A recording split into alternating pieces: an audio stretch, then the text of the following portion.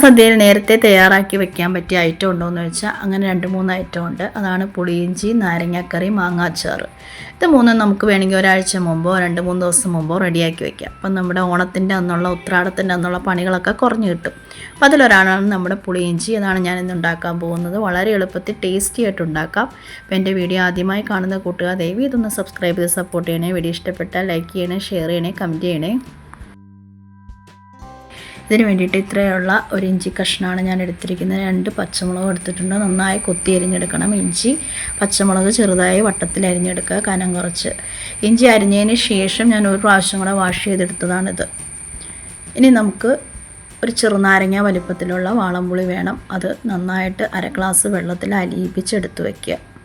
അപ്പോൾ ഇത്രയായാൽ നമുക്ക് കറി ഉണ്ടാക്കാം. അതിനൊരു മൺചട്ടി അടുപ്പത്ത് വെച്ചു. അതിലേക്ക് 2 ടേബിൾ സ്പൂണോളം നല്ലെണ്ണ ഒഴിച്ചു കൊടുത്തു. അതൊന്ന് നന്നായി ചൂടായി വരുമ്പോൾ അതിലേക്ക് 1 ടീസ്പൂണോളം കടുക് ഇട്ട് കൊടുത്തു. കടുക് ഒന്ന് നന്നായിട്ട് പൊട്ടി കഴിയുമ്പോഴത്തേക്ക് അതിലേക്ക് 3-4 വറ്റൽമുളക്, കുറച്ച് കറിവേപ്പില ഇത്രയും ഇട്ട് കൊടുത്തൊന്ന് മൂപ്പിക്കുക. അതൊന്ന് മൂത്ത് വരുമ്പോഴത്തേക്ക് നമുക്കതിലേക്ക് അരിഞ്ഞു വെച്ച ഇഞ്ചിയും പച്ചമുളകും ഇട്ട് കൊടുക്കാം. ഇനി നമ്മളിത് എണ്ണയിലിട്ട് നന്നായിട്ട് വറുത്തെടുക്കണം. ഇഞ്ചി പച്ചമുളകും നന്നായിട്ട് വറുത്തെടുക്കണം. നല്ലൊരു ബ്രൗൺ കളർ ആവുന്നത് വരെ വറുത്തെടുക്കണം.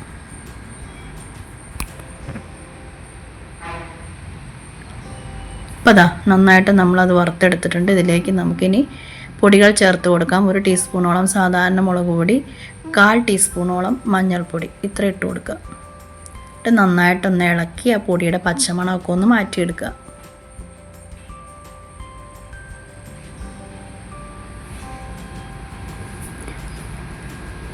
ഇനി അതിലേക്ക് നമ്മൾ പിഴിഞ്ഞ് വെച്ചിരിക്കുന്ന വാളംപുളിയുടെ വെള്ളം ഒഴിച്ചു കൊടുക്കണം. അപ്പോൾ കാണുമ്പോൾ വളരെ സിമ്പിളായിട്ട് തോന്നാം, പക്ഷേ പലപ്പോഴും ഉണ്ടാക്കുമ്പോൾ പാളിപ്പോകുന്ന ഒരു കറിയാണിത്. എല്ലാ ഇൻഗ്രീഡിയൻസും കറക്റ്റായിട്ട് ചേർത്തില്ലെങ്കിൽ പാളിപ്പോകുന്ന ഒരു ഐറ്റം തന്നെയാണിത്.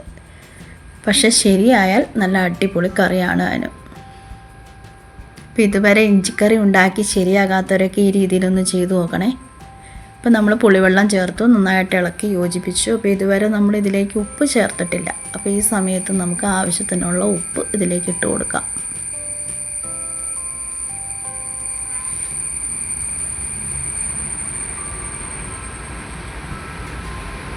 അപ്പോൾ ഉപ്പ് ചേർത്തു നന്നായിട്ടൊന്ന് ഇളക്കി യോജിപ്പിക്കുക. ഇനി അത് നന്നായിട്ട് തിളക്കട്ടെ.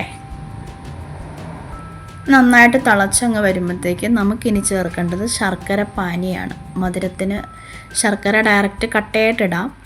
ഞാനിപ്പോൾ പാനിയായിട്ടാണ് ചേർത്തിരിക്കുന്നത്. ഇപ്പോൾ ഞാനൊരു 3 ടേബിൾ സ്പൂണോളം ശർക്കര പാനി ഒഴിച്ചു കൊടുക്കുന്നുണ്ട്.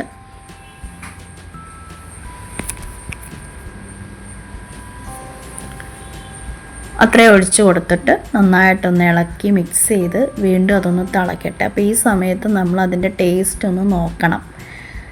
ഈ മധുരവും പുളിയും എരിവും എല്ലാം കൂടെ ഒന്ന് ബാലൻസ് ചെയ്ത് വരുന്ന ഒരു പ്രത്യേക കറിയാണല്ലോ ഇത്. അപ്പോൾ നമ്മൾ കൂട്ടിയിട്ടുള്ളവർക്കറിയാം. അപ്പോൾ അതൊന്ന് ടേസ്റ്റ് ചെയ്ത് നോക്കുക. ഉപ്പോ മധുരമോ ഇനി എന്തെങ്കിലും വേണോ ചേർക്കണോ എന്ന്. പുളി നമ്മൾ പിഴിഞ്ഞത് ധാരാളമാണ്, ഇനി ചേർക്കണ്ട. ഈ മധുരവും ഉപ്പും കൂടെ ഒന്ന് ബാലൻസായി കിട്ടാനുണ്ട്. അപ്പം നമ്മളത് ഒന്ന് ടേസ്റ്റ് ചെയ്ത് നോക്കുക. അപ്പോൾ എൻ്റേതിന് ഇച്ചിരി ഉപ്പും കുറവായിരുന്നു, ഇച്ചിരി മധുരവും കുറവാണെന്ന് തോന്നിയത് കൊണ്ട് ഞാൻ കുറച്ച് ഉപ്പ് കൂടി ചേർത്ത് കൊടുക്കുന്നുണ്ട്.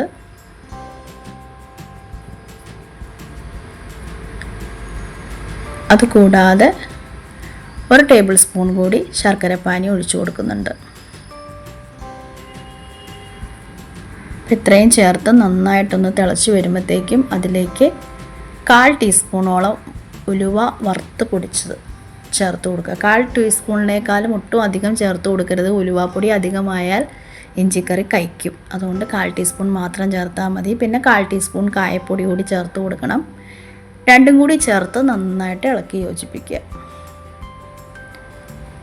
ഇപ്പോൾ ഇഞ്ചിക്കറി ഇലയിലൊരു തൊടുകറിയായിട്ട് വിളമ്പുന്ന ഒരു കറിയാണ്. അപ്പോൾ ഇലയിൽ നമ്മൾ വിളമ്പി കഴിയുമ്പോൾ അത് വിളമ്പിയോടത്ത് തന്നെ നിൽക്കണം, ഒഴുകി പോവില്ല.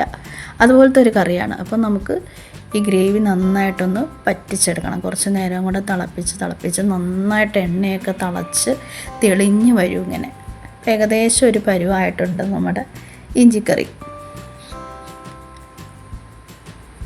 നന്നായിട്ട് എണ്ണയൊക്കെ തെളിഞ്ഞ് ഇതുപോലെ കുറുകി വരുമ്പോൾ നമുക്ക് ഗ്യാസ് ഓഫ് ചെയ്യാം.